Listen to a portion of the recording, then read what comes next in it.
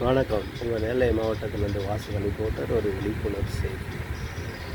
அதாவது 2 பேர் சண்டை போட்டுக் கொண்டு இருக்கிறார்கள் என்றால், மூன்றாவதாக வந்த நபர் அவர்களை சமாதானப்படுத்தி சண்டையிலிருந்து சமாதானப்படுத்தி ஒற்றுமையாக்க வேண்டுமே தவிர, நான் எவ்வளோ சொல்லி பார்த்தேன், கேட்கவில்லை அப்படி என்று அந்த சமாதானத்துக்கு போனவரே அவர்கள் மீது சண்டை போட்டால் என்ன செய்வது?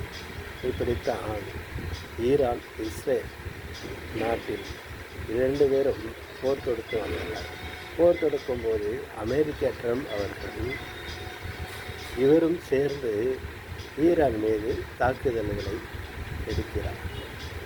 ஆக சண்டைக்கு 2 பேருமே சண்டை போட்டு ஒரு நேரம் சண்டை போடக்கூடாது ஒரு பக்கம். அப்போ 2 பேரும் சண்டை போட்டிருக்கும் போது ஒன்று சமாதானப்படுத்தி எப்படினாலும் சமாதானப்படுத்தி போரை நிறுத்துவதற்கு உண்டான நோக்கத்தை பார்க்க வேண்டுமே தவிர, இதில் மூணாவதாக நானும் கொண்டு போடுவேன் அப்படி என்று சொல்வது அமெரிக்காவுக்கு இது அழகல்ல என்று நெல்லை மாவட்டத்திலிருந்து வாசகன் ரிப்போர்ட்டர் சார்பாக ஒரு இந்தியனாக பதிலளிக்கிறேன். மேலும் இந்த போர்க்களம் என்பது போர்கள் இல்லாத உலகம் வேண்டும் முதலில். அப்போ பாகிஸ்தானுக்கும் இந்தியாவுக்கும் போர் வந்துச்சு, அது தீவிரவாதம் மூலமாக வந்தது இல்லையா? அதே போன்ற போர்கள் இல்லாத நாடாக வர வேண்டும். உலக நாடுகள் அனைத்தும் ஐநா சபை மூலமாக பேசி ஒன்றிணைந்து போர்கள் இல்லாத நாடாக உருவாக்க வேண்டும்.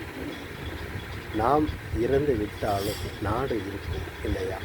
அப்போ அந்த நாட்டுக்கு நாம் என்ன செய்தோம் என்கிறதை பார்க்கும் பொழுது உலக அமைதியாக இருக்க வேண்டும். அதற்கு உண்டான நடவடிக்கைகளை, அதுவும் பூக்களை கொண்டு எரியுதலோ பேசுதலோ வேண்டும்.